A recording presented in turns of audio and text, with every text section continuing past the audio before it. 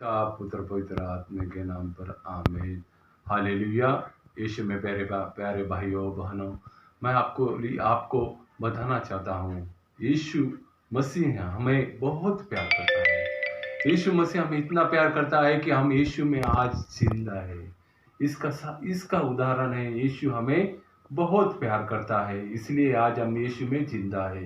यीशु कहता है, मैं तेरे लिए सर्वस्व अर्पित किया हूँ। यीशु हमें कहता है, मेरा जो कुछ है सब कुछ तेरा है। यीशु हमें अपना प्यार का बड़ा सा उदाहरण यही देता है। मैंने अपना इकलौता एक पुत्र क्रूस पर बलिदान किया। यूहन्ना का पहला पत्र अध्याय 4 वचन 9 में प्रभु यीशु हमसे बात करता है। ईश्वर हमको प्यार करता है, वो इससे प्रकट हुआ है कि ईश्वर ने अपने इकलौते एक पुत्र को संसार में भेजा है, जिससे हम उसके द्वारा जीवन प्राप्त हुए। यीशु ने अपना इकलौता एक पुत्र हमें प्रदान किया, इसलिए कि हमें सबको जीवन प्राप्त हो, सार्वकालिक जीवन प्राप्त हो, जो स्थिर और चिरंतर है, वो जीवन प्राप्त हो। ईश्वर चाहता है हम सब यीशु में आए और यीशु का प्यार हमें प्राप्त हो, इसलिए ईश्वर ने ईश्वर का पुत्र प्रकट किया। यूहन्ना का सुसमाचार अध्याय 3 वचन 16 में यीशु बार बार यही हमसे कहता है, ईश्वर ने संसार को इतना प्यार किया कि उसने उसके लिए अपना इकलौता एक पुत्र को अर्पित किया, जिससे जो उसमें विश्वास करता है उसका सर्वनाश न हो, तो उसका अनंत जीवन प्राप्त करे।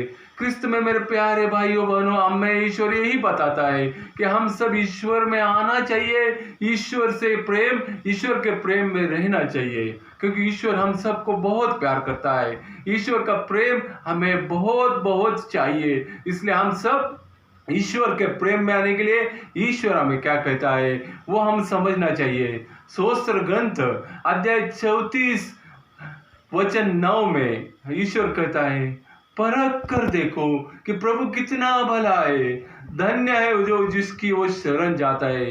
यीशु में प्यारे भाइयों बहनों, यीशु यही कहता है हमसे, तुम सब परख कर देखो तो हम यीशु का प्यार तुम्हारे लिए कितना प्यारा है, कितना भला है, यीशु परख कर देखो, ऐसा बार बार कहता है। यीशु में प्यारे भाइयों बहनों, हम सब यीशु का प्यार परख कर यीशु में आना चाहिए, इसीलिए हम सब उसकी शरण आना चाहिए। जब हम यीशु में शरण आएंगे तभी यीशु का प्यार हम परख सकेंगे और यीशु हमें परख लेगा। जोर से बोलिए हालेलुया।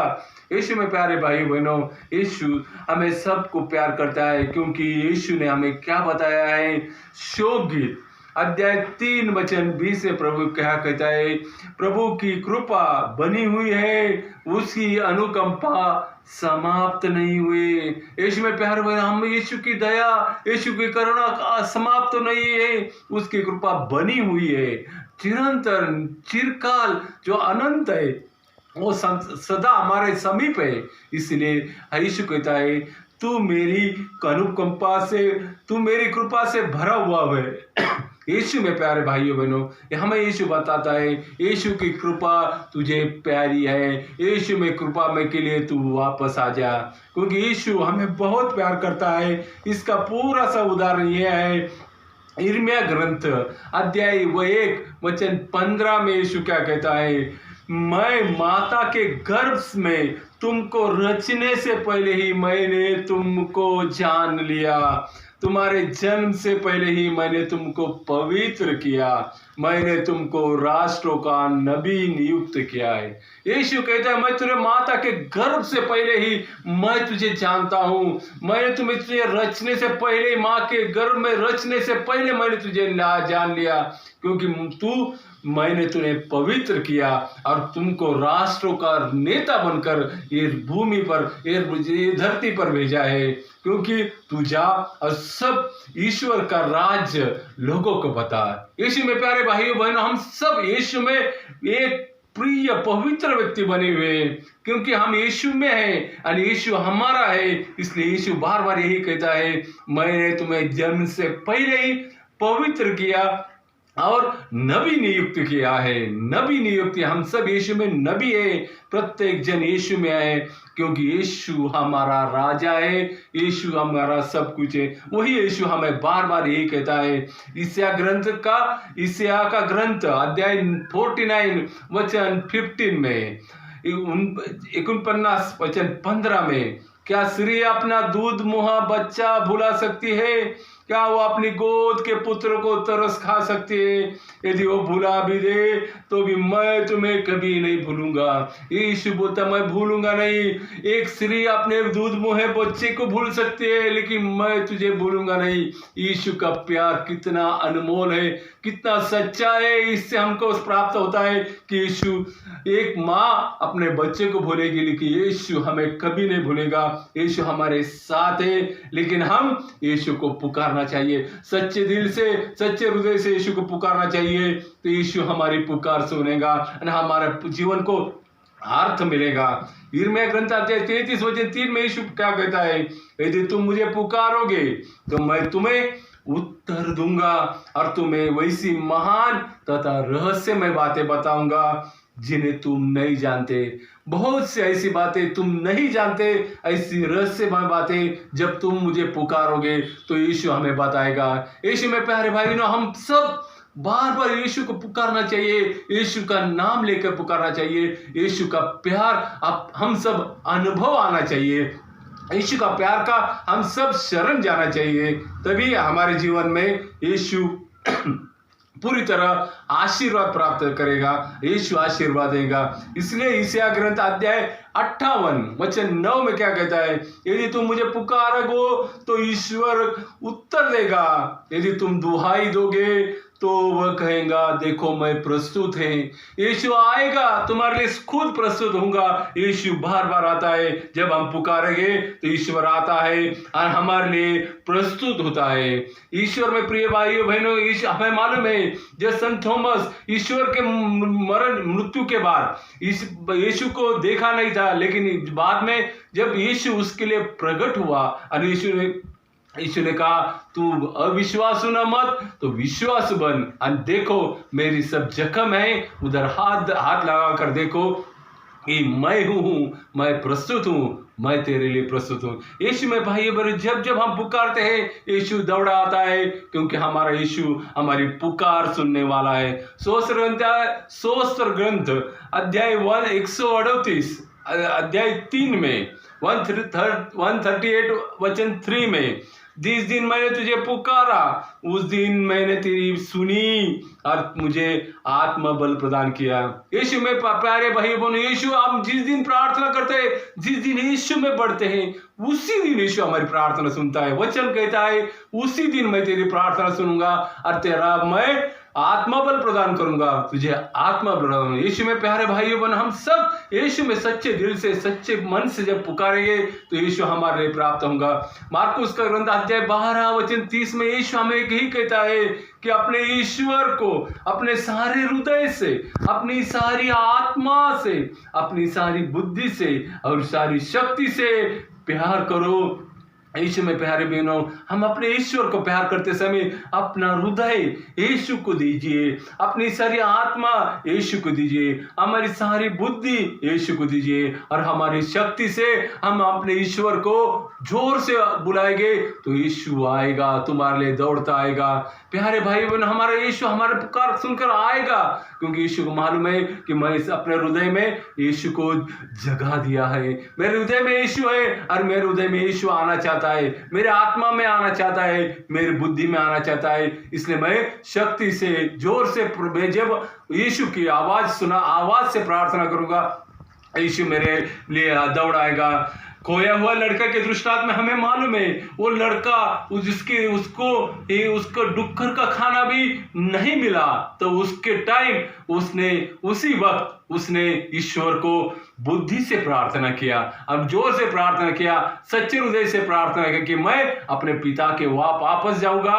अब उसने ठहराया मैं मेरे पिता के वापस जाऊंगा, तो उसके दिल में यीशु का प्यार आया और वो अपने पिता के पास दौड़ते हुए गया और उसका पिता दूर से ही उसके लिए आया और उसको गले लगाया और उसे कहता है, वचन अपन पढ़ते हैं संत लूकस का पत्र, लूकस का अध्याय 15 में वचन 21 में, पिता ने अपने नौकरों से कहा, जल्दी से अच्छे कपड़े लाकर इसको पहनाओ, इसकी उंगली और अंगूठी और इसके पैरों में जूते पहना दो, मोटा बछड़ा भी लाकर मारो, हम खाए आनंद मनाए, क्योंकि मेरा ये बेटा मर गया था और फिर जी गया है, ये खो गया था आज फिर मिल गया है। और वो आनंद मनाने लगे। यीशु में प्यारे भाइयों बहनों, हम क्या करते हैं जब हम यीशु में वापस आते हैं? तो यीशु हमें यही प्यार देता है जो खोया हुआ लड़का के दृष्टांत में यीशु बताता है,